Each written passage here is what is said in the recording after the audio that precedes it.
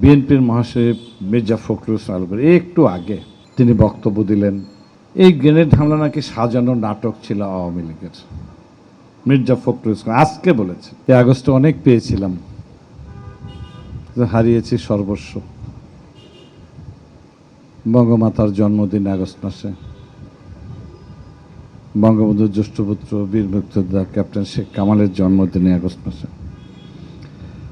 আর এই আগস্ট মাসে আমরা জাতির পিতার তার পরিবারের সকল সদস্যকে হারিয়েছি।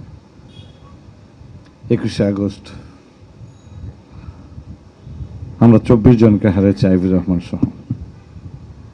তাদের প্রতি শ্রদ্ধা জানাই, সকল শহীদদের প্রতি। খুব বেশি বলবো না কথা, ছোট্ট করে কথা বলছি, যে সেটি হলো যে একটি রাষ্ট্রের একটি পরিবারের হাতে, বঙ্গবন্ধুর পরিবারের সকল সদস্যের রক্তে রঞ্জিত, সেটা হলো জিয়া রহমানের পরিবার।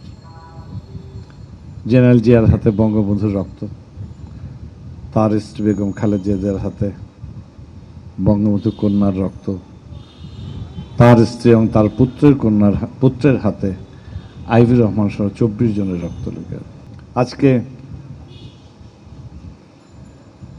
এই দিনে 2004-এর 21 আগস্ট কি নৃশংস হত্যাকাণ্ড চালানো হয়েছিল, সেই দিনটিকে স্মরণ করার জন্য আমাদের শিল্পাকারের পরিচালকের এই প্রয়াস, প্রতি বছরে তিনি এটি স্মরণ করেন। এই আয়োজনের সভাপতি জনাব লিয়াকত আলী লাকি, মহাপ্রয়াস শিল্পকার, আমাদের উদ্বোধক আছেন বিশ্ববরেণ্য খ্যাতিমান শিল্পী জনাব সাহেবুদ্দিন আহমেদ, অভিজিৎ চৌধুরী যিনি তার দলবল নিয়ে এই পরিকল্পনাটি বাস্তবায়ন করছেন, অন্যান্য সুধী মণ্ডলী, সবার প্রতি শ্রদ্ধা এবং কৃতজ্ঞতা। আজকের বিএনপির মহাসচিব মির্জা ফখরুল ইসলাম আলমগীর একটু আগে তিনি বক্তব্য দিলেন, আছে পত্রিকায় দেখেন, চলে আসছে অনলাইনে সকল পত্রিকা, এই গ্রেনেড হামলা নাকি সাজানো নাটক ছিল আওয়ামী লীগের। মির্জা ফখরুল ইসলাম আজকে বলেছে,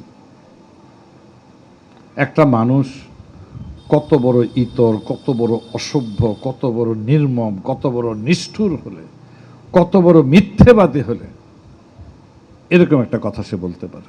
আজকে বলেছে সে, দেখেন সকল পত্রিকা, অনলাইনে আপনার পেপার আছে, দেখেন। আজকে বলেছে, তারই নেত্রী বেগম খালেদা জিয়া সংসদে দাঁড়িয়ে বলেছিল শেখ হাসিনা তার ভ্যানিটি ব্যাগে করে গ্রেনেড নিয়ে গিয়েছিল। এই হইল বিএনপি। আজকেও জিয়াউর রহমানের নামে স্লোগান হয়, 75-এর সেই খুনিদের দলনেতা স্লোগান হয়, আমার অনেক তরুণরা সেখানে যোগ দেয়। কি করে সম্ভব? বিশ্বাস করতে ইচ্ছে করে।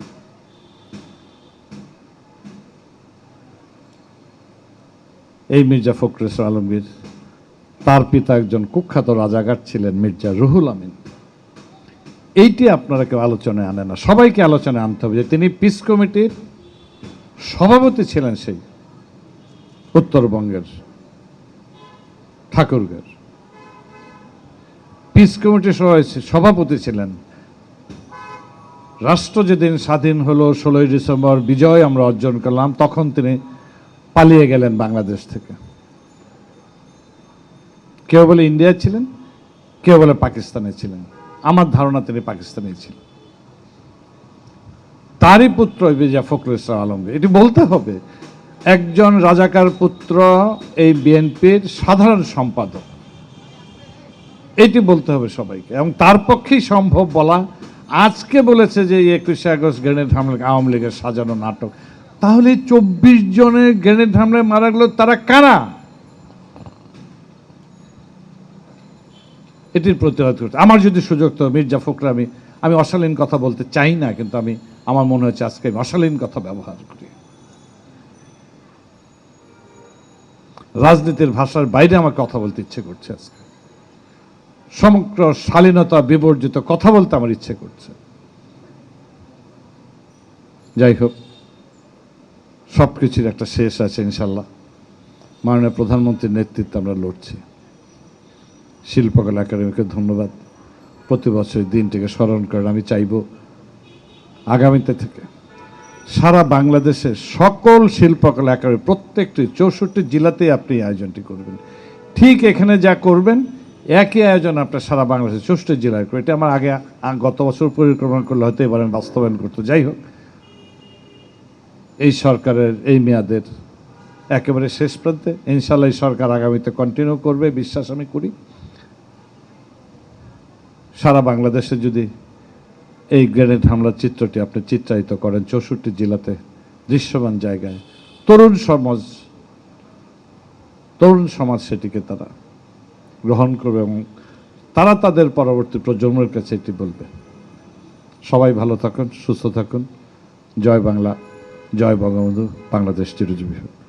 সংবাদ, ফিচার ও অনুষ্ঠানের জন্য ভিজিট করুন সংবাদ প্রকাশের ওয়েবসাইট এবং যুক্ত থাকুন ফেসবুক পেজ ও ইউটিউব চ্যানেলের সঙ্গে।